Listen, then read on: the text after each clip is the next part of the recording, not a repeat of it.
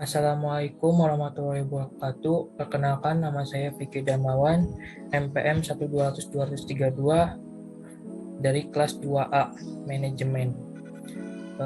Saya akan menjelaskan cryptocurrency dengan mata kuliah Bisnis Internasional. Apa itu cryptocurrency? Cryptocurrency adalah mata uang digital atau virtual yang dijamin dengan kriptografi yang membuatnya hampir tidak mungkin untuk dipalsukan atau digandakan.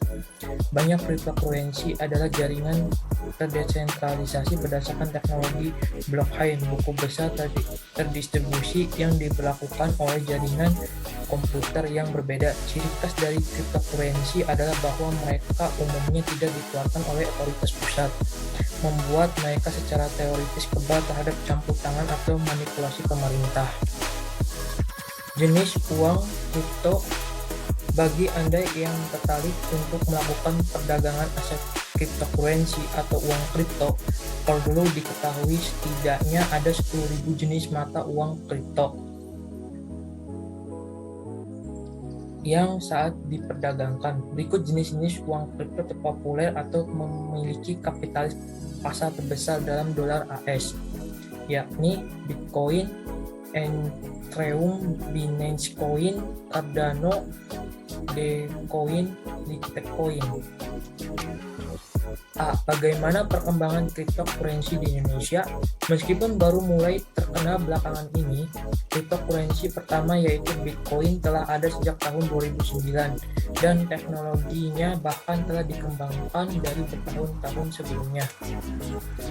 Bagaimana penyerapan kripto di Indonesia sepanjang 2021? Dikutip dari AAA, Indonesia berada di peringkat 30 besar di bawah Malaysia dan Vietnam.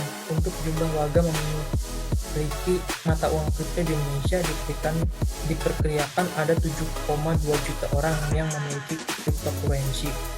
Sedangkan menurut data dari Asosiasi Blockchain Indonesia per Juli 2021 tercatat memiliki kripto di Indonesia mencapai 7,4 juta orang, dan angka ini meningkat sebanyak 85% dibandingkan pada 2020 yang hanya berjumlah 4 juta orang. Berapa jumlah investor kripto Indonesia? Data dari Badan Pengawas Perdagangan Berjangka Komoditi (BAPEMT) menunjukkan bahwa jumlah investor kripto Indonesia per Februari 2021 mencapai 4,2 juta orang. Data investor ini menunjukkan perkembangan cryptocurrency di Indonesia cukup positif dari segi perdagangan komoditi dan investasi aset kripto.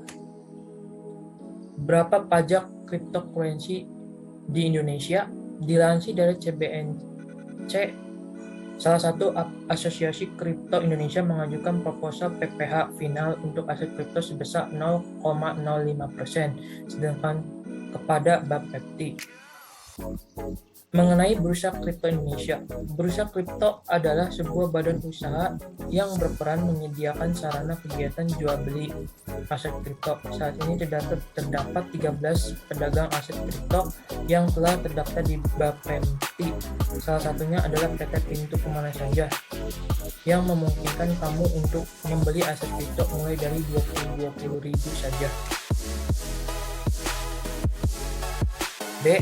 Bagaimana perkembangan cryptocurrency di negara lain? Cryptocurrency sudah menjadi hal penting dalam transaksi ataupun investasi saat ini. Namun, uang digital ini masih memiliki sisi negatif dan juga positif dari beberapa negara.